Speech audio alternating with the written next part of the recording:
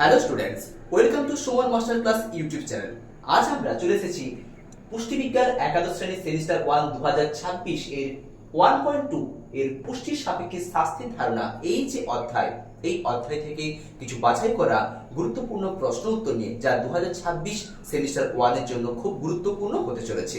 তো প্রথম প্রশ্ন, স্বাস্থ্য শব্দটির উৎপত্তি হয়েছে কোন শব্দ থেকে? অপশন আছে অ্যাংলো শব্দ হোল থেকে, গ্রিক শব্দ হেল থেকে, ল্যাটিন শব্দ ওয়েলথ, না ফরাসি শব্দ হার্ট থেকে। উত্তরটি হচ্ছে অ্যাংলো শব্দ হোল থেকে।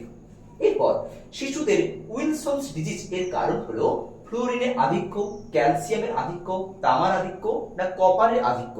উত্তরটি হচ্ছে কপারের আধিক্য। ভিটামিন B2 এর অভাবে ঠোঁট ফেটে ঘা হওয়াকে কি বলা হয়? উত্তরটি হচ্ছে, অপশনগুলো আগে দেখে নাও, গ্লোসাইটিস, চিরোসিস, স্কারভি, না অ্যাঙ্গুলার স্টোমাটাইটিস।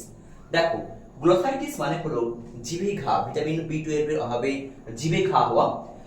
আর ভিটামিন B2 এর অভাবে ঠোঁট ফেটে ঘা হওয়াকে বলা হয় চিরোসিস। তাই উত্তর হচ্ছে এইটা। আর স্কারভি মানে তোমরা তো জানো যে ভিটামিন সি এর অভাবে দাঁতের মাড়িতে সমস্যা হওয়া, রক্ত পড়া, একে বলা হচ্ছে কি স্কারভি। আর অ্যাঙ্গুলার স্টোমাটাইটিস এটাও কিন্তু ভিটামিন B12 এর অভাবে হয়, যা একটা ত্বকের প্রদাহজনিত রোগ। এরপর ভিটামিন B9 এর অভাবে যে রোগ হয় তা হলো মাইক্রোসাইটিক অ্যানিমিয়া, থ্যালাসেমিয়া, পারমিসাস অ্যানিমিয়া, না কোনোটি নয়। উত্তর হচ্ছে মাইক্রোসাইটিক অ্যানিমিয়া।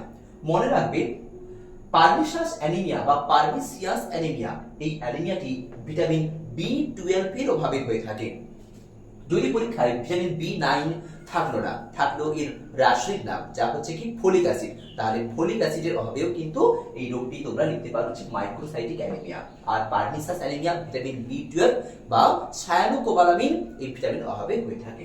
এরপর স্বাভাবিক বৃদ্ধিপ্রাপ্ত 1 থেকে 5 বছরের শিশুর মধ্যবাহুর পরিধির মান কত?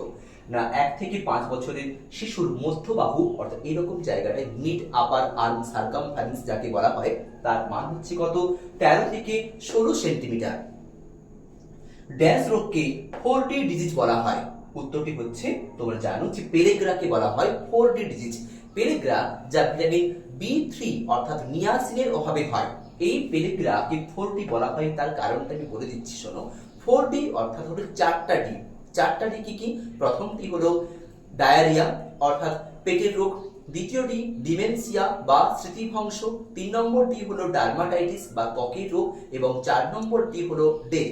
এই জন্য 4D বলা হচ্ছে কাকে? না পেলেগ্রাকে বলা হয় 4D, অর্থাৎ ভিটামিন B3 এর অভাবে যে রোগ পেলেগ্রা হয়, তার কারণে কি হয়? 4D ডিজিজ হয়।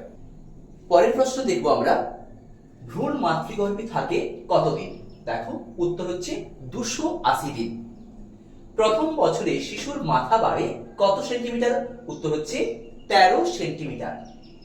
বালা পরীক্ষায় ব্যবহৃত বালার ব্যাস হওয়া উচিত 4 সেন্টিমিটার। কোয়াশিয়রকর রোগের কারণ কি? প্রোটিনের অভাব। মনে রাখবে, কোয়াশিয়রকর রোগটি শুধুমাত্র প্রোটিনের অভাবে হয়। আর প্রোটিনের সঙ্গে সঙ্গে ক্যালোরি বা শক্তির অভাবে আরেকটি রোগ হয়, যার নাম হচ্ছে কি ম্যারাসমাস। জলে দ্রবণীয় একটি খাদ্যতন্তুর নাম। খুব গুরুত্বপূর্ণ প্রশ্নটা, ভালো করে লক্ষ্য করো। জলে দ্রবণীয় খাদ্যতন্তুর নাম কি? উত্তর হচ্ছে মিউসিলেজ। কোলেস্টেরল সংশ্লেষিত হয় কোন উপাদান থেকে? দেখো, প্রোটিন, ফ্যাট, ভিটামিন, না কার্বোহাইড্রেট থেকে? উত্তর হচ্ছে ফ্যাট বা লিপিড থেকে। হু নির্ধারিত, WHO ওয়ার্ল্ড হেলথ অর্গানাইজেশন নির্ধারিত দেহভর সূচক অর্থাৎ BMI বা বডি মাস ইন্ডেক্স এর স্বাভাবিক মান হওয়া উচিত 18.5 থেকে 22.9। এরপর 14 দাগের প্রশ্নের উত্তরগুলো দেখো তোমরা। শিশুদের প্রতিদিনকার খাদ্যে ক্যালসিয়াম এবং ফসফরাসের অনুপাত হওয়া উচিত কত? না 2:1। এই প্রশ্নটা অনেক সময় ঘুরিয়ে দেওয়া থাকে এভাবে, ফসফরাস ইসটু ক্যালসিয়াম, P:CA। তখন কিন্তু তোমাদের মানটা লিখতে হবে 1:2। ভালো করে এটা মনে রাখবে তোমরা। ক্রিনোডার্মা হলো কোন অঙ্গের রোগ? উত্তরটি হচ্ছে ত্বকের রোগ। আমরা জানি ভিটামিন A অথবা ডির কারণে, বিশেষ করে ভিটামিন A এর অভাবে মানব দেহে ক্রিনোডার্মা বা টোর স্কিন রোগটি হয়ে থাকে। এরপর TPP অর্থাৎ থায়ামিন পাইরোফসফেট রূপে কাজ করে কোন ভিটামিন? উত্তরটি হচ্ছে অবশ্যই থায়ামিন। এক্স রে পরীক্ষায় শিশুর বাঁকা হাড়ের গঠন দেখে ডাক্তারবাবু বললেন শিশুটি রিকেট রোগে ভুগছে।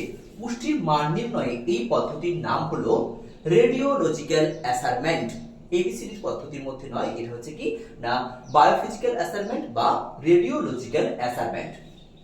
সোডিয়ামের অভাবজনিত ফলটি হলো স্নায়বিক বিশৃঙ্খলা, অর্থাৎ হাত পা কাঁপা এরকম যে সমস্যাগুলো হচ্ছে কি না সোডিয়ামের অভাবজনিত ফল। তো এই ছিল তোমাদের 1.2 ইউনিট 1 এর যে দ্বিতীয় অধ্যায় 1.2 এর পুষ্টির সাপেক্ষে স্বাস্থ্যের ধারণা অধ্যায়ের থেকে কিছু বাছাই করা 18টা প্রশ্নের উত্তর তোমাদের সামনে আমি তুলে ধরলাম। যদি ভিডিওটি ভালো লেগে থাকে তোমরা অবশ্যই একটা লাইক করো।